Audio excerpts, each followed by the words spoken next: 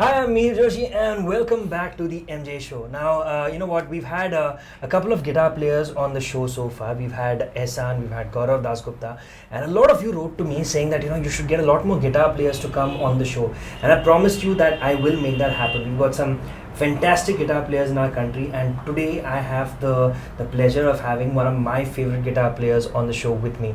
Now, he's been in a band which is very special for me. I think I've watched this band play live more often than any other band in the Indian music scene. They were the first band I interviewed on my radio show. They were the first band that I wrote about back when I was still writing for newspapers and magazines. I'm talking about a band called Zero. Incidentally, also the only band that I've ever covered with one of my, with my earlier band. And we did a cover of one of my favorite songs that I know a whole bunch of you love, and everybody used to sing that song. He's got a fantastic band now. It's called Blackstratblues, and they've released 2 albums already. I've just heard a sneak preview of some of the songs of the 3rd album, which will be out very soon. He's a fantastic guitar player, playing with a whole bunch of musicians. He's doing Bollywood sessions work. He's doing so many things. He's played on Coke Studio. He's playing with Karsh Kale, and Karsh Kale is playing with him for Blackstratblues. So let's say a hi, and after this massive long welcome and introduction, let's bring up on the show Warren Mendonsa. Hi man. Fantastic having you on the show. Pleasure. Sorry for the long introduction. There's just so much that you've been doing. So yeah, there's so much to talk about. I mean, there's been everything from the Zero days to what's happening right now. Yep. I think you're busier now than you ever were. Kind of. Yeah, I just found more things to do. More things to do. So you know what? Before we get into what's happening right now, I know you got an album coming out very soon, and long overdue. Sorry. Long overdue. Long overdue. Yeah, I know. That's how it goes. You plan that the album comes out in September, and it lands up coming out March next year. But yeah, before we get into the newer stuff, let's talk about how it all began. When did you start playing the guitar? When did you know that this is something that you want to do? Well, I grew up in a musical family. My dad was bass player. Okay. And there was always, guitars at home, and he had friends coming over, so it was always, music in the house. Yeah. And I think they noticed, like when I was 3 or something, my dad used to have his guitar in the corner. Okay. And when he had music playing, I would go and like pluck the strings which were in key with the song. So they were like, oh, maybe he's got some talent or whatever. So they got me a guitar when I was 5, Nice. like a very small one. Okay. And I never really took it seriously. It was cool. I mean, I took to it pretty easily. Yeah. And my dad showed me like my first 5 or 6 chords. My mom showed me F. And I think it took till I passed out from school. Okay. You had that 2-month vacation after your 10th standard exams. Yeah. And so I wasn't like the most social person, so I just had a whole stack of Beatles cassettes which I taped from my uncle's LPs, and that was my education actually, musically. Beatles? Yeah, man. Every single album, every single song. Just sat it. I'll be honest, okay, I kind of planned this. I knew he's a Beatles fan, and I'm a massive Beatles fan, so here you go, one of my favorite bands, discovering now that one of his favorite bands too. Yeah, man, every album had something awesome. And they span like such a wide variety of music, Yeah, I mean everything. I think they played every genre that you can. I think they listen to music irrespective of, their influence was really wide. Yeah.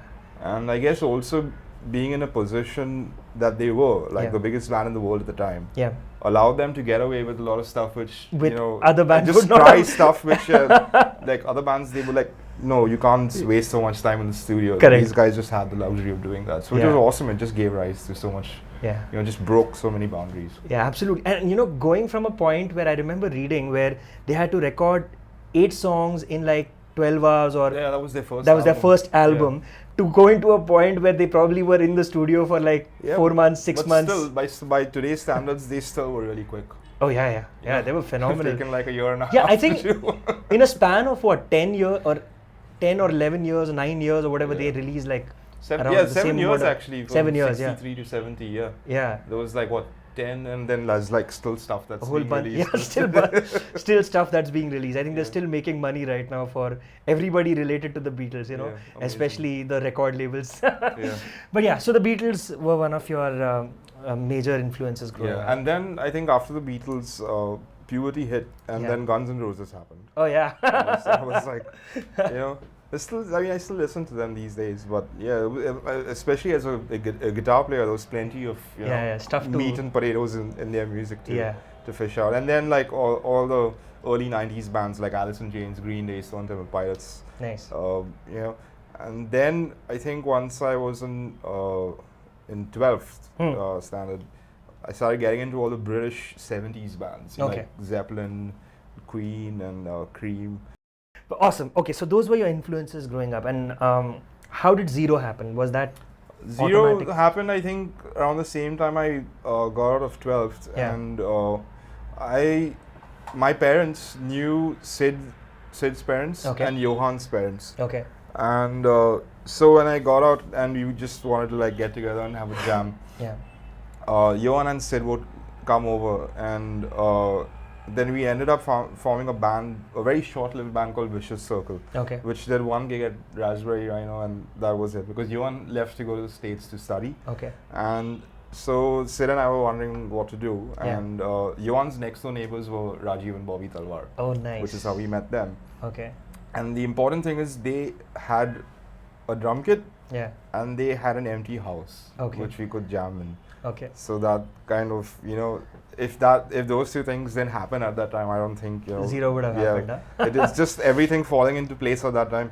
I remember Sidd saying, because in Vicious Circle Sidd was the drummer, right? So Sidd was like, no, I don't want to sit behind the drum kit, I want to play bass. I was like, cool, whatever. So Sidd gets on bass and Bobby's playing drums. I'm sitting at practice like something's wrong. So just one day I thought, why don't you guys switch? And then I think we had another guitar player as well, right? His name was Carl. So he was on for I think the first 2 gigs, which were like Muda, and the first 2 gigs were really bad. And for some reason Carl couldn't come for the 3rd gig. And I think there was just less to go wrong because there were only 4 people and not 5, so there was less, you know, khichdi going on. We just sounded good and we ended up winning that college competition or whatever. So I think it was like, okay, this is how it's going to be. That's how it's going to be. Alright, so we've talked a lot and we've not heard him play the guitar at all. So we're going to end segment 1 with any one of your favorite songs that you love playing with Zero.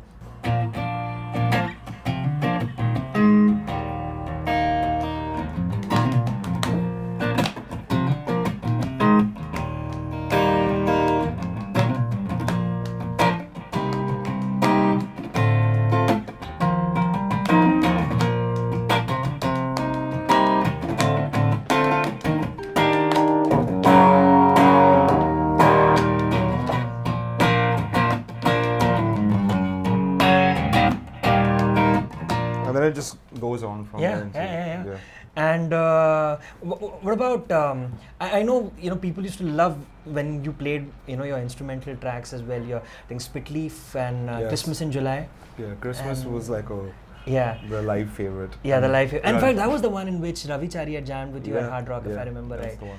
That was really nice. It was actually cool because I remember like when we wrote it, I put heaps of rhythm guitar tracks. And then live I never got to do that. So I told him, you take the solo, I'll just play the rhythm parts. I had so much fun doing that. I'll tell you what, in fact, if you've taken a video of Zero, because I know so many of Zero's fans have taken videos and they put it up on YouTube and whatever else, and if I've not put up one of your videos and you think it's really cool, write to us, and you know, you can write to him on Twitter as well. Share it with me and him, and we'll please send me all the videos and I'll hide them.